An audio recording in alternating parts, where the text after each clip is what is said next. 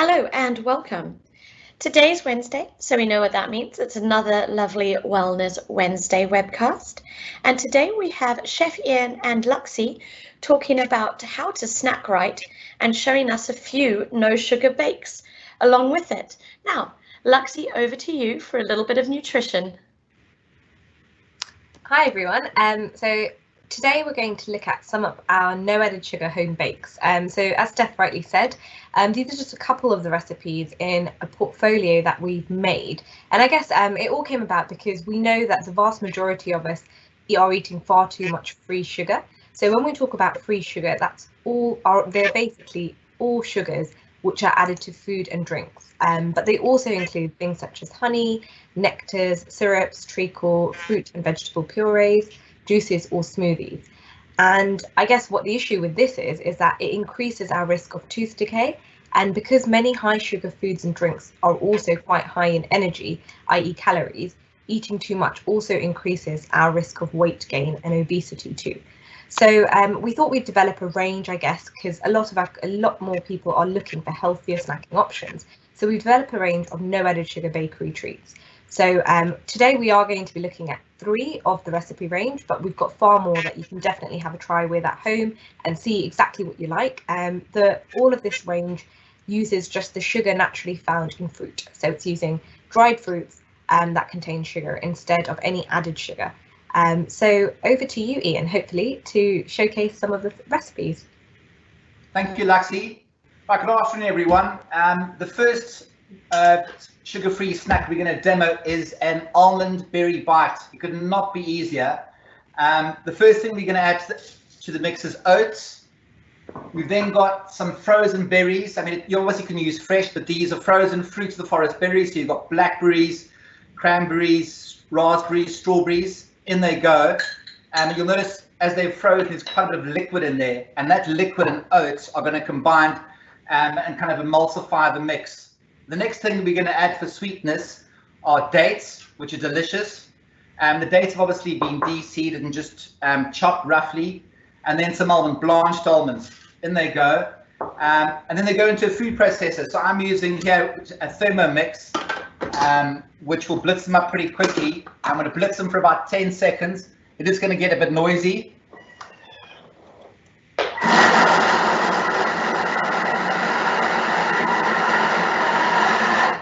There we go, I did say noisy. And open it up. And that's pretty much come together. I'm going to pop that in a bowl, give that a mix. I'm going to pop it in the bowl. What you want to do now that it's all mixed together is give it about 5 to 10 minutes. What will happen is, as I said, the oats will absorb the moisture from the berries, and then it'll naturally thicken and become more manageable. And we are then going to roll those into balls. But I'll hold up the mix to the camera so you can see. But that's basically what it looks like. So it's a nice thick paste, came together very quickly. And as I said, that gets popped into a bowl, and we'll leave that 5 to 10 minutes. It'll be ready for shaping. And of course, this is amazing if you've got kids to get them involved, making different shapes and rolling them up. So that is our first sugar-free snack. Great. The second one we're going to do is one which we're going to actually bake, and it's a date cookie. Once again, very simple ingredients. All these recipes, they require very little in terms of chopping and cutting, so very, very easy. Once again, we've got some almonds that go into your mixer, desiccated coconut, once again, a small amount of almonds. We have some dates, and once again, that's going to be your sugar kick, your sweetness, and obviously natural. Then we've got a little bit of butter. We've got some softened butter, 50 grams. And then just to sort of bring that together, we're going to add some orange juice. Now, this is very much to eye. Obviously, depending on the size of oranges, it's depending how much juice you'll add. But what you really want to do is just have the mix come together and it resemble a little bit like a cookie dough. So that's going to go in the Thermomix. Once again, we're going to have 10 to 15 seconds of noise.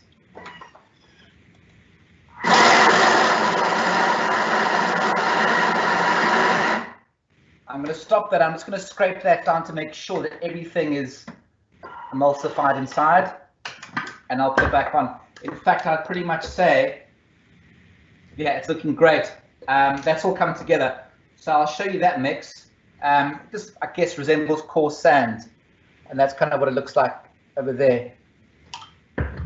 Great. Okay, so what we're going to do, Luxey, can you talk a little bit about dates? Obviously, that's your sweetness. So can we comfortably say that that is sort of a healthy sugar option compared to a refined sugar? Yeah, absolutely. So I guess with the use of using dried fruit, so dates here is a good example, and the next one I guess Ian will move on to will be a flapjack, which uses some dried apricots. So yeah, using any type of dried fruit, it's a great way to help you achieve one of your 5 a day, but also mainly the fiber intake. So by having something like dates, dried fruit, nuts, seeds, all of that will help with your fiber intake, which we know as a population we are struggling to meet the recommended daily intake, which should be about 30 grams a day. So if you're able to make some of these nutritious snacks that also contribute towards your overall diet, then it's just a win in any way. And like Ian, you mentioned, the great thing I think I love about these snacks is that they're really super easy to make, really quick to make. You can prep them beforehand and you can store them in the fridge, so you can take them out as and when you need, so quite convenient as well.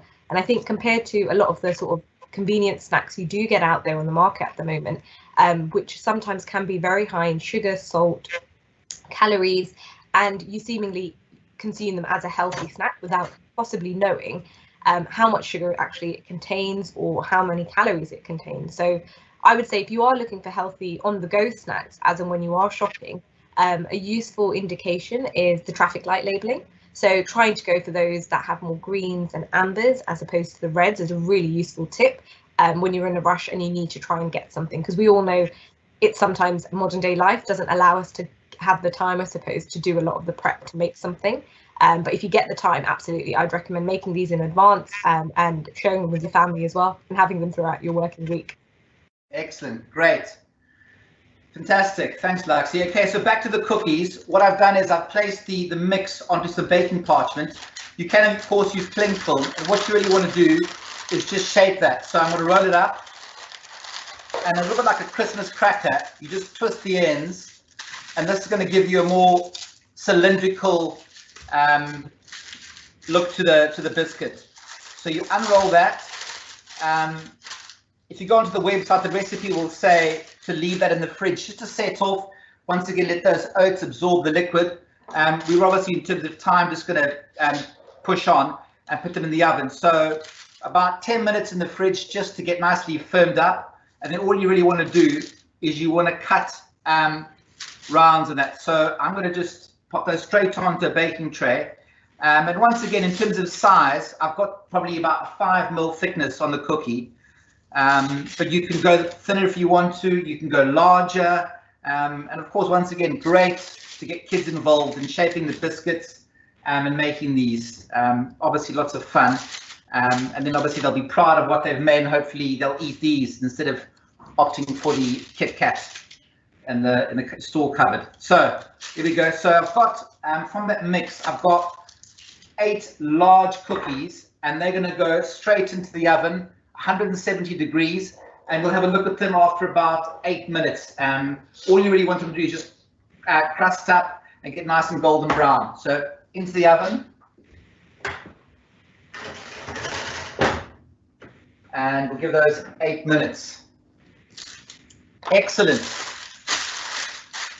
So the final sweet treat that we're going to make is an apricot flapjack. So this recipe is new to me. It's absolutely delicious. Doesn't require any cooking at all. Normally flapjacks are cooked, and the base of your treat is going to be bananas. So the idea with the bananas is the riper the better. I mean, the ones that are almost sort of starting to discolor will be absolutely perfect, but the softer the better. And as the banana gets older, so it becomes sweeter. So yeah, if you've got any of those bananas, think, gosh, these are ready for the bin. Yeah, this is an ideal scenario where you could use them. So bananas go into a bowl and they get mashed up. Luxey, in this recipe, we're using chia seeds. Can you talk us through sort of, I guess, the health benefits of chia seeds and why they're so important and, you know, become so popular? Yeah, absolutely. So with chia seeds, One of the best things I suppose about them is they're full of fibre, also quite rich in protein too. So they've got a combination of sort of the protein, the fibre, and they also contain your good fats, so your omega-3, omega-6. So they're actually a really good sort of plant protein, you could say, for vegans and vegetarians. And actually, they also contain calcium. So they, exactly like you said, they are quite a powerhouse of nutrients, and definitely grown massively in popularity.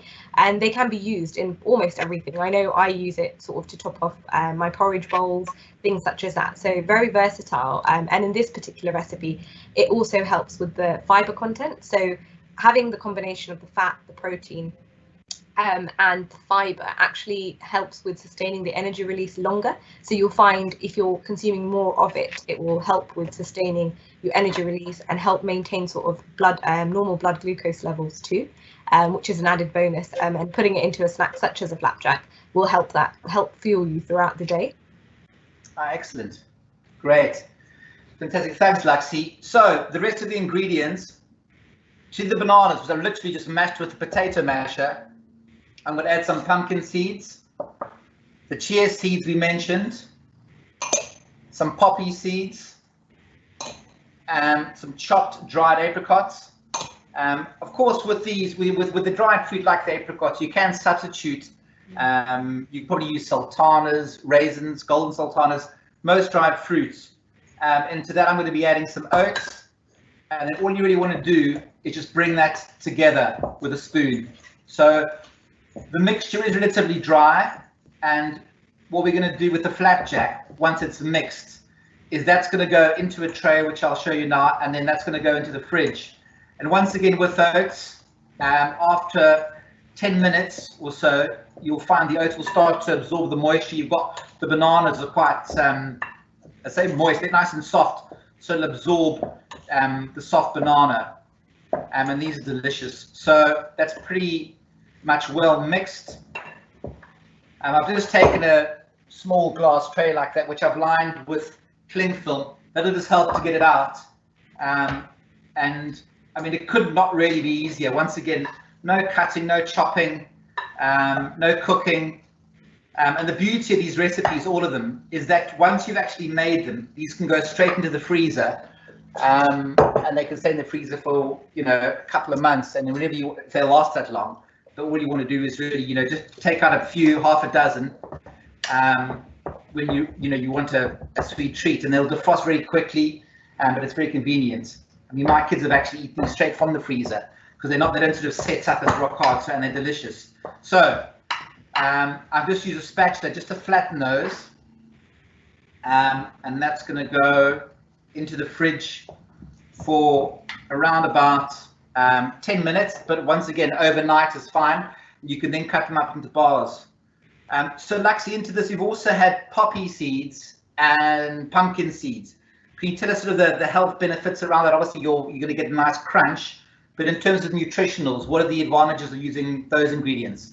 Yeah, absolutely. So with seeds generally, I guess, it's the fact that they have a good source of fibre, but also micronutrients, so things like being high in potassium, phosphorus, and they can help support good heart health, blood pressure, everything such as that. So any kind of seeds you actually have, like you mentioned in a good point, it's actually, the recipes are so versatile that if you don't have exactly that particular ingredient, you can in fact substitute for any types of seeds you may have instead. But pumpkin and sunflower seeds especially are good sources of fibre, and yeah, can contain basically a powerhouse of protein too.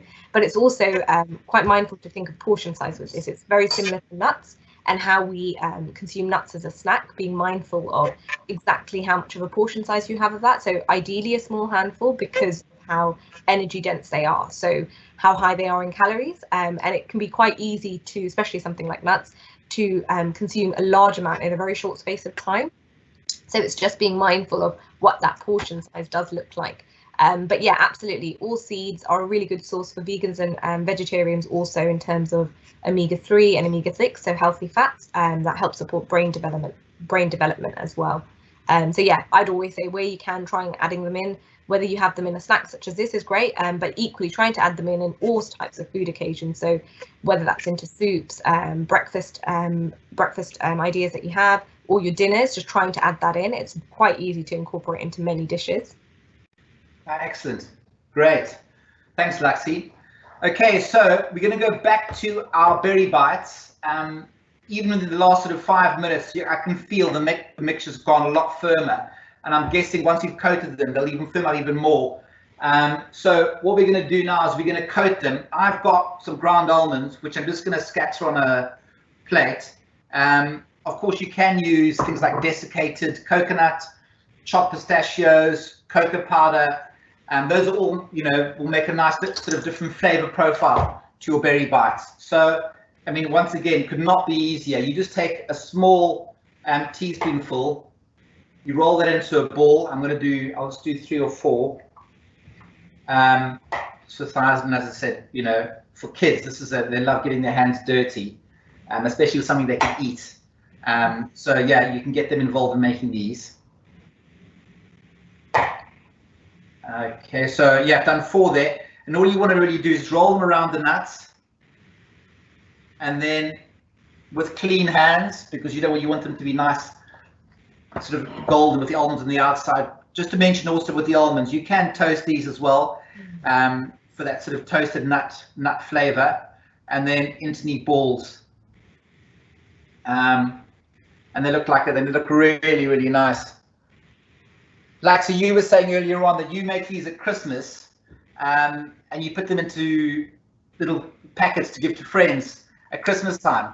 Yes, I did. So I actually made them for Christmas hampers. Actually, they worked really well. So just made a sort of selection, and like you said, Ian, I topped them off with different ones. So they were almonds, but some were sort of cocoa dusted instead.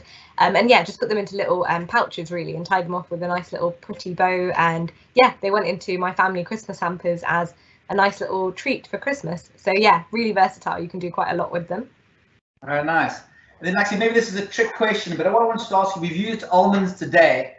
In terms of nutritional value on nuts, so, with these recipes, I'm just obviously thinking like a chef, we could use pecan nuts, cashew nuts, walnuts.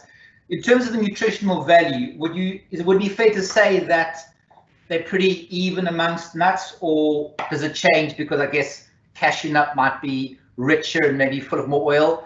Is there a difference in nutritional value with nuts? Yeah, you're completely right. So I would say not massively varying differences across them, but there are, exactly like you said, depending on what the actual composition is, how it's been sort of produced. So it's slight variations, I suppose, but ultimately, overall speaking, all nuts are pretty much energy dense, so high in calories. And that's because of the fats in them. So it is very much a case of looking at that portion size if you are consuming them as a snack on their own. And then it's also looking at, like we know, in terms of a lot of the options available are the sort of sugar coated or salted nuts in variation. So it's just being mindful of, if that is a snack you are having quite frequently in your diet, perhaps looking at reducing the portion size, or like you say, of actually just buy the nuts yourself and roast them. You could just give that flavor, roast them slightly, and perhaps use other things to roast with. So things like smoked paprika. It doesn't always have to be salt or sugar. It can quite easily be a mixture of different herbs that you can use instead.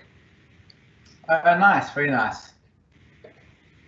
So this recipe, which I've got here, which can be found on the Nourish Life website, I reckon you're probably going to get a good 30 berry bites from that. So while you are using, I guess, relatively, if I say costly, nuts are relatively, they're not the cheapest option, but if you're going to yield so many, I think, it can be quite cost effective when you're making these. Yeah, absolutely. And like you said, Ian, you can in fact freeze them too. So if actually you don't want to use them all, yeah, you can actually freeze a batch and just take out them as and when you need. Excellent. Steph, do we have any questions from any externals at all that are curious about sugar-free bites? No questions, but we do have a lovely comment from Danielle, who said, "Thank you for a very healthy recipe." Thank you, Danielle.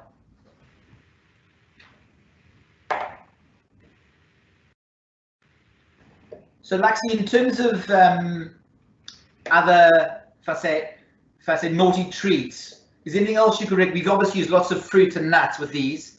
Is anything else that that you would recommend? I guess especially if you've got children, something that would sort of satisfy that sugar craving that they don't necessarily need to reach for a box of Cocoa Pops or Kit Kats or what have you. Yeah, absolutely. So I think, like you said, Ian, a good point is with small children. So if you do have children who do struggle, especially with their fruit intake, I'd say dried fruit is probably a really easy option to go via, because it's very easy to incorporate, like you said, in the recipes we're showing today. But equally, if it's not necessarily a sweet tooth, because not everyone is, it might just be looking for a snack. And so I guess a healthier snack could be things like vegetable crudités with, so you could even make homemade hummus. That's quite a very sort of protein-rich, fibre, great snacking option. Just fruit on its own even. I always think quite a nice snack is sort of a tablespoon of peanut butter with apple slices. That's one of my favourite snacks. I quite like that combination of the sourness that you get, as well as with the peanut butter, but obviously going for a no added sugar peanut butter when you're looking at that snack option. But yeah, different types of sort of, I guess even if you do like, you know, something like the conventional crisps, some of the sort of traditional snacks, going for the healthier variety, so where you can get your baked crisps instead as opposed to the fried ones, and just looking at reducing where it's, if you're looking at something like yogurt, for example, is a good one, so natural yogurt instead with some berries or banana to sweeten. So where you can, I guess, avoid adding in that extra sugar into these snack options and actually using things instead. I think we may have a question. We do indeed. So we've got a question from Anonymous here, and they said, I see a lot of frozen yogurt snacks about at the moment. Are these actually healthy, or do they contain a lot of hidden sugar potentially? So frozen yogurt's a good, really interesting one. I would say it would vary. Brand to brand, it would vary typically, but equally what they use to sweeten the actual frozen yogurts with. So if it's using things like fruit or natural sugars, absolutely, it would make a healthier snack. But if there's lots of added sugar on top of the fruit that's used instead, it will definitely vary, I would say. So I would say, especially with pre-packaged good, it's always best to check the pack. Look at the nutritional information that's available. Most of the retailers now use traffic light labeling, so it's always a really good one to try in terms of looking at the green, amber and red profiling of these snacks, because it gives you an indication. But if you want to know what's in them, I'd always suggest turn the pack over and just have a look at the top ingredients under the ingredient declaration. And the way in which ingredients are declared, the one whatever is the most prevalent, so if the majority of the product is made up of sugar, that would feature on the top of the list. So that will give you a good indication. If sugar sort of floats right at the top, then you know it's predominantly full of sugar. Whereas if it's sort of starts off with fruit, oats or other components, it's usually a good indication, or a rough indication, I'd say, to let you know, well, actually, it's not just all about the sugar that they've stuffed the product with. Yes, Steph, do we have another? So no, one for myself here. So would you suggest making those sort of frozen snacks at home, or making it yourself rather than buying it store-bought, as you know, with everything?